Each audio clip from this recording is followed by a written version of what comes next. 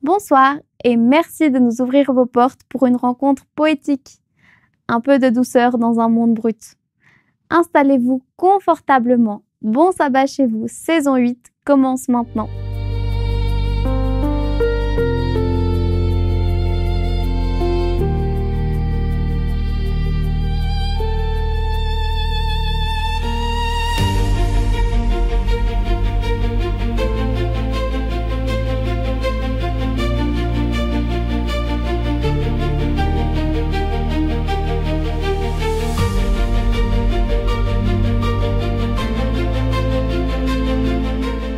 Bienvenue à Bon Sabbat chez vous. Je sais pas chez vous, mais ici au studio, on a relancé le chauffage. On ressort les pulls, fini les sandales et les débardeurs. La météo nous fait bien sentir la fin de l'été. Mais on se laisse pas abattre. Utilisons ces 30 prochaines minutes pour nous réchauffer auprès de Dieu, qu'on appelle dans la Bible le soleil. Laissons-nous atteindre par ses rayons. C'est parti!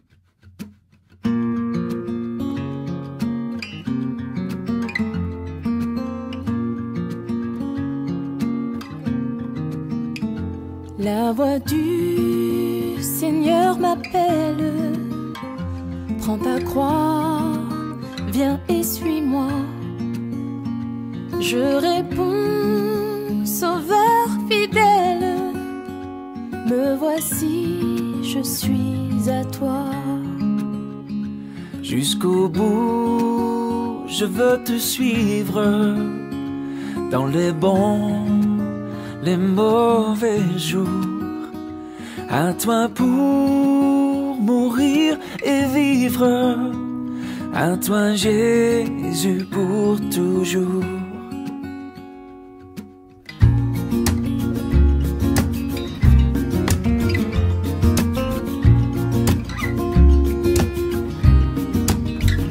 Jésus donne grâce et gloire pour le suivre pas à pas. Avec lui, joie et victoire, paix et bonheur ici-bas. Oh, Oh, jusqu'au bout, je veux te suivre dans les bons, les mauvais jours. À toi pour mourir et vivre, à toi Jésus pour toujours.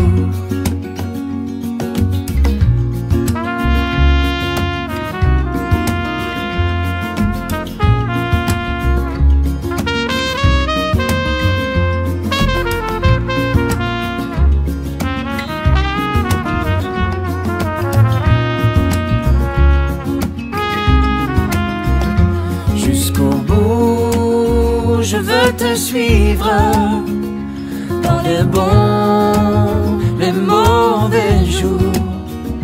À toi pour mourir et vivre, à toi Jésus pour toujours. Jusqu'au bout, je veux te suivre dans les bons, les mauvais jours. À toi pour mourir et vivre, à toi Jésus pour toujours. Oui, à toi pour mourir et vivre, à toi Jésus pour toujours.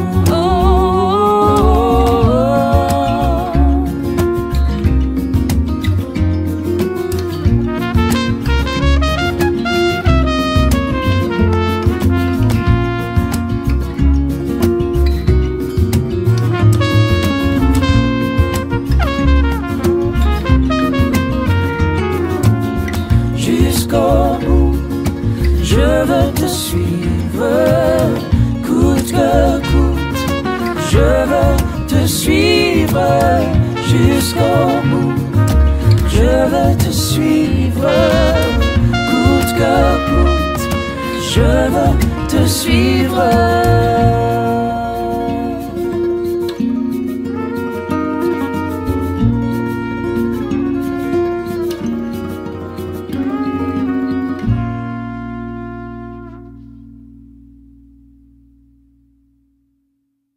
D'ici très peu de jours, nous entrerons dans l'automne. Nous allons changer de saison.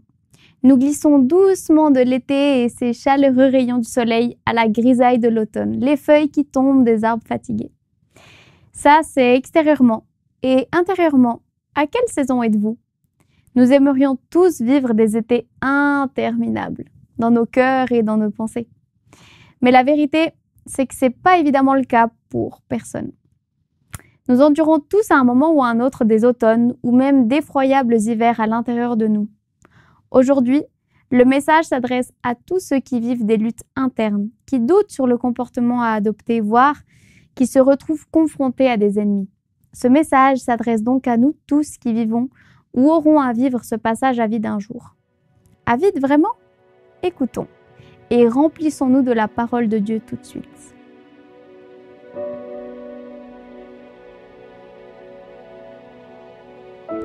Bonsoir.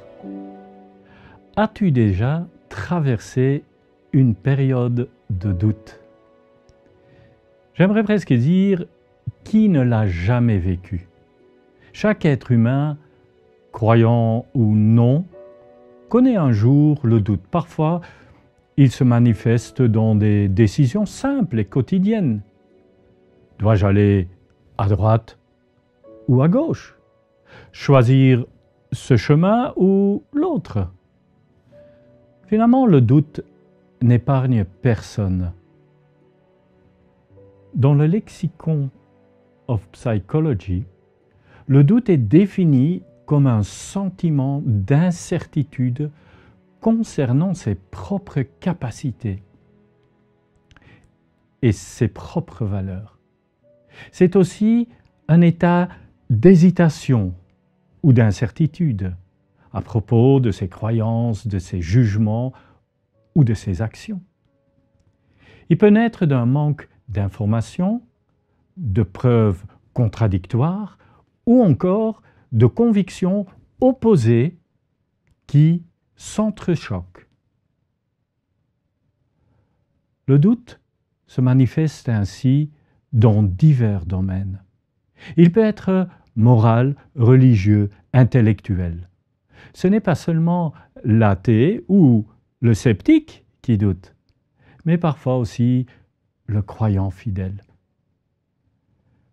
Une personne qui aime Dieu de tout son cœur peut se retrouver confrontée à une situation qu'elle ne comprend pas.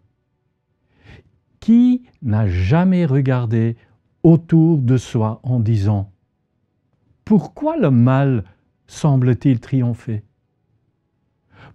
Pourquoi ceux qui vivent sans Dieu, eux, ils réussissent, alors que moi qui m'efforce de rester fidèle à Dieu, moi je traverse des épreuves. »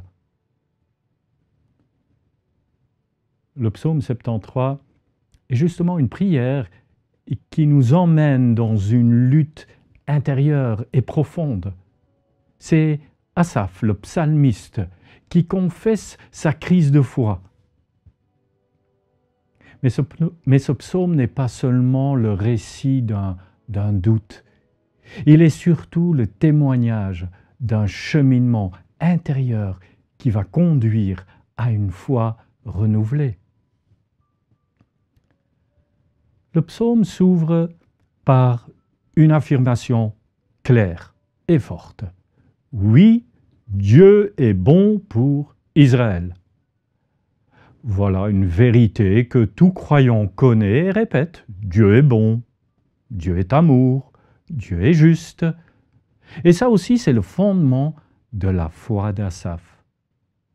Mais ce qu'il voit autour de lui semble dire le contraire. À peine a-t-il affirmé cette certitude qu'il confesse aussitôt sa fragilité. Il dit d'abord « Oui, Dieu est bon pour Israël », pour ceux qui ont le cœur pur. Comme s'il annonçait déjà que cette bonté de Dieu se manifeste pleinement et seulement pour ceux qui marchent droit et qui ne doutent jamais. Et l'on devine peut-être entre les lignes que c'est justement pas trop son cas à lui. Et il continue justement dans les versets 2 et 3, en avouant qu'il a failli perdre pied. Quant à moi, pour un peu, mes pieds allaient s'écarter du chemin. Il s'en est fallu de peu que mes pas ne glissent, car j'étais jaloux. Jaloux de ceux qui font les fiers en voyant la prospérité des méchants. Oui, le psalmiste avoue, sans doute né de ce qu'il voit, la prospérité des méchants, alors que lui, il souffre, il galère dans sa vie. Cela le rend même jaloux. N'as-tu jamais ressenti cela dans ta vie?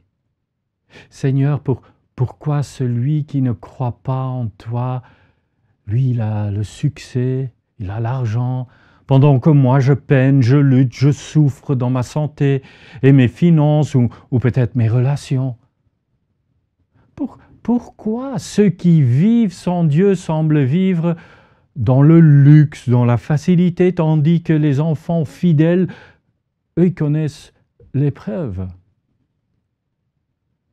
C'est vrai que cette question, ça peut ranger le cœur, ça fait réfléchir, ça peut même faire naître la jalousie, le découragement et finalement le doute. Asaph ne s'arrête pas à un simple sentiment. Il décrit en détail ce qu'il observe autour de lui chez ces gens qui vivent sans Dieu. Il dira que leur orgueil est comme un collier autour de leur cou. Ils font les fiers, ils parlent avec hauteur, ils élèvent même leur bouche jusqu'au ciel et prétendent dominer la terre entière. De l'autre côté, ils voient aussi leur insouciance et leur prospérité. Rien ne les tourmente, jusqu'à leur mort, il écrit. Ils sont luisants de graisse. Les imaginations de leur cœur dépassent la mesure. Tout ce qu'ils désirent, ils l'obtiennent. Une chose plus décadente que l'autre. Rien ne semble les toucher. Il observe également leur indifférence, leur violence, qu'il compare à un vêtement qui les enveloppe. Ils oppriment, il va écrire tout cela. Ils écrasent, ils raillent ceux qui les entourent. Et finalement, ils constatent leur influence sur la foule qui les admire et qui les suit. Les gens boivent leurs paroles. On les considère presque comme des dieux, en mettant en doute l'existence du vrai Dieu. Comment Dieu saurait-il, disent-ils? Y a-t-il de la connaissance chez le Très-Haut? Et finalement, Asaph conclut. Ainsi sont les méchants. Toujours tranquilles, ils accroissent leur richesse. Voilà ce que nourrit le doute du psalmiste, comme si Dieu laissait aller le monde sans s'inquiéter de lui. Le doute naît, chers amis, souvent quand la réalité semble contredire la bonté de Dieu. Lorsque nous voyons l'injustice triompher, la corruption récompensée, et les croyants et les innocents souffrir, il est normal que notre foi tremble. Mais dans ces moments, Dieu nous invite à venir à lui avec nos questions. Nous n'avons pas à cacher nos luttes. Elles ne surprennent pas le Seigneur. La Bible ne les ignore pas non plus. Elle nous montre justement, au contraire, qu'il est bon de tout déposer dans la prière. Une prière sincère, même marquée par nos doutes, est une prière que Dieu entend et qu'il accueille. De nombreux croyants avant nous sont passés par ces combats. David, dans ses psaumes, a souvent osé dire son désarroi. Cette injustice devient justement pour Asaph une véritable épreuve de foi. Il se demande si sa fidélité envers Dieu a encore un sens. C'est donc en vain que j'ai purifié mon cœur et que j'ai lavé mes mains dans l'innocence. Chaque jour, je suis frappé. Tous les matins, mon châtiment, il est là. La fidélité à Dieu paraît ici inutile pour Asaph, car elle semble lui apporter plus de souffrance que de bénédiction. On entend presque dans ses paroles un reproche.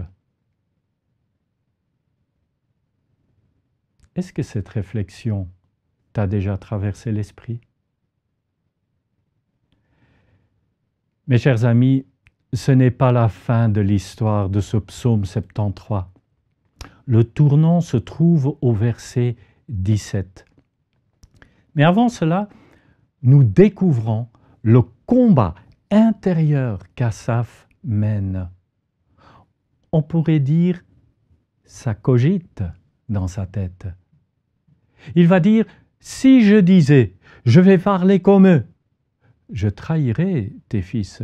J'ai donc réfléchi pour comprendre cela. Ce fut pénible à mes yeux. On voit ici qu'il mène ce combat intérieur. Il réfléchit, il cherche à comprendre, à donner des réponses concrètes et logiques pour apaiser ses doutes. Mais tant qu'il reste enfermé dans son raisonnement, il ne trouve aucune réponse. Il va dire « ce fut pénible à mes yeux ». Et puis vient le verset 17. Là, il va dire « c'était pénible à mes yeux jusqu'à ce que j'arrive au sanctuaire de Dieu ». Voilà le tournant décisif, chers amis, le moment où il se reconnecte à Dieu, à son Père, et là, tout bascule. Ce que le psalmiste ne pouvait pas résoudre par ses propres réflexions devient clair dans la présence de Dieu. Le sanctuaire est le lieu de la rencontre, de la communion, de la révélation. Là, le doute se dissipe, non pas parce que la réalité elle a changé, mais parce que son regard, le regard d'Asaph, a changé. Et là, Asaph réalise que la prospérité des méchants est éphémère. Leur bonheur n'est qu'une illusion passagère, va-t-il dire. Il va même dire qu'ils sont placés sur un sol glissant. Leur chute est soudain et il compare même cela avec un rêve qui s'efface quand on se réveille. L'orgueil, la violence, l'arrogance ne mènent pas à la vie, mais à la chute. Quand nous sommes troublés, nous aussi nous cherchons souvent des réponses logiques, mais le doute se dissipe rarement par nos arguments personnels, intellectuels. C'est seulement dans la prière, l'adoration, chers amis, la contemplation de Dieu que notre regard va et peut changer. Et une fois de plus, non pas parce que la réalité devient soudain plus simple, mais parce que nous voyons les choses à travers les yeux de Dieu. Dans cette vision nouvelle, Asaph prend finalement conscience de sa propre attitude qu'il a eue. Lorsque mon cœur s'aigrissait et que je me sentais transpercé dans mes reins, j'étais stupide et sans intelligence. J'étais devant toi comme une bête. Là, le psalmiste, il reconnaît qu'il a réagi comme un insensé, presque comme une bête. Il ne réfléchissait pas, en jugeant sans tenir compte de Dieu. En d'autres mots, excuse-moi Seigneur, mais j'ai douté sans réfléchir. Asaph comprend maintenant que même au milieu de ses doutes, Dieu ne l'a pas abandonné. Dieu le tenait fermement par la main, comme un père tient son enfant qui chancelle. Asaph écrit « Cependant, je suis toujours avec toi. Tu m'as saisi la main droite. Tu me conduiras par ton conseil, puis tu me recevras dans la gloire. » N'est-ce pas magnifique? Et de là va jaillir une belle confession de foi. Qui d'autre ai-je au ciel, dit Asaph. En dehors de toi, je ne désire rien sur la terre. Ma chair et mon cœur s'épuisent. Dieu sera toujours le rocher de mon cœur et ma part. Quelle conclusion! La doute a laissé la place à la confiance. La jalousie et l'amertume ont été remplacées par une certitude. Dieu sera toujours le rocher de son cœur. C'est-à-dire, Dieu est devenu son bien le plus précieux. Et ce ne sont plus les richesses de la terre qui comptent à ses yeux. Oui, la vie ne se résume pas à ce monde. L'espérance éternelle change tout. Au lieu de s'attarder sur l'injustice, le psalmiste contemple la fidélité de Dieu. Il ne voit plus le verre à moitié vide, mais il le voit à moitié plein. Asaph termine ainsi. « Quant à moi, m'approcher de Dieu, c'est mon bien. J'ai choisi pour abri le Seigneur Dieu afin de raconter toutes tes œuvres. » On dirait que le doute est devenu un tremplin vers une foi plus profonde qui trouve son bien suprême en Dieu seul. Chers amis, peut-être traverses-tu aussi une période de doute. Peut-être regardes-tu le monde autour de toi et tu te dis « Où est la justice? Où est la bonté de Dieu ?» Mais justement, le psaume 73 nous rappelle que le doute peut être confessé honnêtement. Dieu n'est pas surpris par nos luttes. Comme Asaph, nous pouvons déposer nos questions devant lui. Dieu préfère que notre prière soit sincère et remplie de doutes à peut-être des paroles peut-être pieuses, mais creuses. Le doute ne se dissipera pas par nos arguments intellectuels. Sur cette terre, l'injustice régnera toujours. Il faut trouver la réponse dans la présence de Dieu, dans la prière. C'est là que nous pouvons trouver des perspectives qui changent. La Bible nous montre que le doute a touché même les plus grands serviteurs de Dieu. Élie, par exemple, après avoir triomphé des prophètes de Baal sur le mont Carmel, il s'est enfui, mais complètement découragé, au bord du désespoir. Et Jérémie, lui, s'est plaint de porter une mission trop lourde. Et Jean-Baptiste, lui, depuis la prison, a demandé à Jésus « Es-tu celui qui doit venir ou devons-nous en attendre un autre ?» Pourtant, c'était lui qui avait dit « Voici l'agneau de Dieu qui enlève les péchés du monde. » Chacun d'eux, ils ont connu le doute intérieur, mais aussi ils ont été rejoints par Dieu dans leur faiblesse. Si un jour le doute frappe à ta porte, souviens-toi qu'il peut devenir un tremplin vers une foi plus profonde. Dans le sanctuaire, dans la présence de Dieu, tes yeux peuvent s'ouvrir. Dans la prière, tu découvres que Dieu, le Père, te tient par la main. Dans la contemplation de Dieu, nous comprenons, tu peux comprendre que notre Dieu suprême n'est pas ce que Dieu nous donne, ce n'est pas ça qui est important, mais ce qui est Dieu est lui-même pour nous. Et comme Asaph, nous pourrons dire « Dieu sera toujours le rocher de mon cœur et ma part. Oui, pour moi, m'approcher de Dieu, ça, c'est mon bonheur. » Que cela puisse être pour nous tous une expression et un souhait. Bon sabbat chez vous.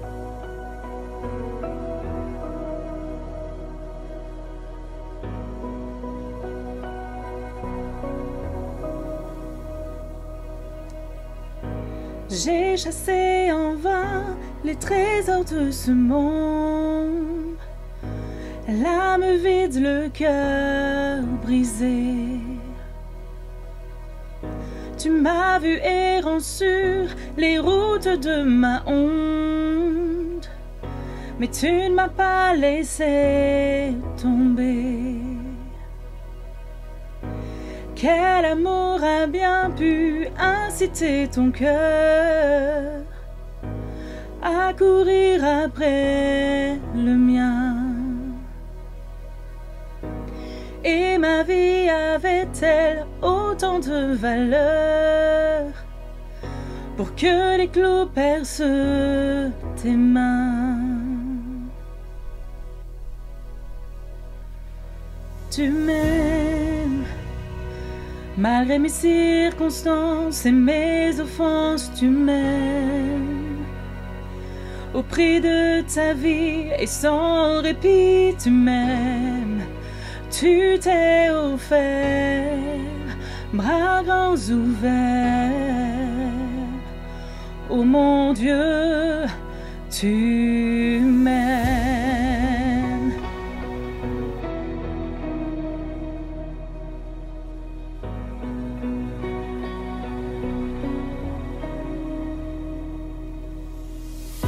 Tu as fait preuve de tant de grâce à mon égard. Lorsque tu as tout accompli, mais ta mort n'était pas la fin de l'histoire. Tu es revenu à la vie et tu me ramènes à la vie, car tu m'aimes. Malgré mes circonstances et mes offenses, tu m'aimes. Au prix de ta vie et sans répit, tu m'aimes. Tu t'es offert, bras grands ouverts. Oh mon Dieu, tu m'aimes. À en accepter d'être attaché sur le bois et que le ciel détourne son regard de toi. Tu t'es battu pour moi, Jésus. Oh mon Dieu, tu m'aimes.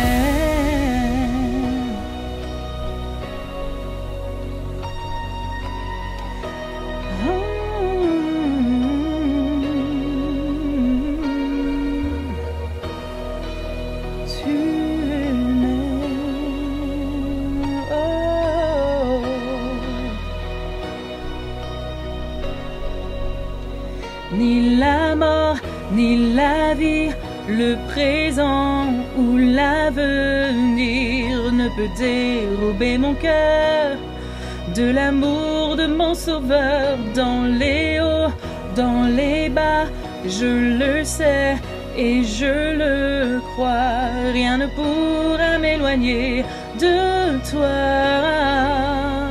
Ni la mort, ni la vie, le présent ou ni l'avenir ne peut dérober mon cœur de l'amour de mon sauveur. Dans les hauts, dans les bas, je le sais et je le crois. Rien ne pourra m'éloigner de toi. Ni la mort, ni la vie, le présent ou l'avenir ne peut dérober mon cœur de l'amour de mon sauveur. Dans les hauts, dans les bas, je le sais et je le crois. Rien ne pourra m'éloigner de toi. Rien ne pourra m'éloigner de toi.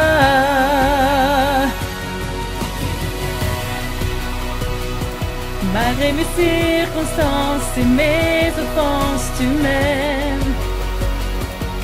Au prix de ta vie et sans répit, tu m'aimes. Tu t'es offert, ma bras ouverts. Oh mon Dieu, tu m'aimes. Je n'ai rien fait afin de mériter sa grâce, dans laquelle mes péchés et mes hontes s'effacent depuis toujours et pour toujours. Oh mon Dieu, tu m'aimes. Oui Seigneur, notre Dieu, notre Père, merci que tu es là, même dans nos doutes. Merci que tu nous tiens la main, même si on regarde autour de nous et on ne comprend pas ou on ne sait pas expliquer l'injustice dans ce monde. Oui Seigneur, notre Dieu, notre Père, sois auprès de nous, même dans ces moments difficiles. Et merci que tu es là et que nous pouvons toujours entrer dans ta présence et que en toi nous pouvons avoir un autre regard sur cette vie ici sur terre, qu'au-delà, il y a des choses beaucoup plus importantes et magnifiques, c'est-à-dire la vie éternelle, Seigneur. Oui, Seigneur, merci pour tout cela et que tu puisses nous accompagner tout au long de notre vie, dans les moments forts, mais aussi dans nos moments faibles, que tu sois auprès de nous. Amen. Tu me conduiras par ton conseil, puis tu me recevras dans la gloire. Faites vôtre l'affirmation du psaume 73. Quand ce jour de sabbat, vos yeux s'attachent à regarder non pas la grisaille de votre vie, mais l'éblouissant amour de Dieu pour vous, et qu'ainsi vos doutes s'accompagnent de louanges pour entrer dans sa gloire. Je vous invite à partager cette vidéo à tous ceux de votre entourage qui pourraient en avoir besoin cette semaine. Diffusons ensemble cette bonne nouvelle. Et d'ailleurs, merci à tous ceux qui contribuent de différentes manières, et notamment financièrement, à la mission d'Espoir Média. Merci pour tous les dons reçus via DonorBox. Merci pour tous vos likes et vos partages qui contribuent à la diffusion de la parole de Dieu. On se retrouve vendredi prochain pour étudier le psaume 88 avec Daniela Gelbrich, spécialiste de l'Ancien Testament. D'ici là, je vous souhaite une bonne soirée et un bon sabbat chez vous.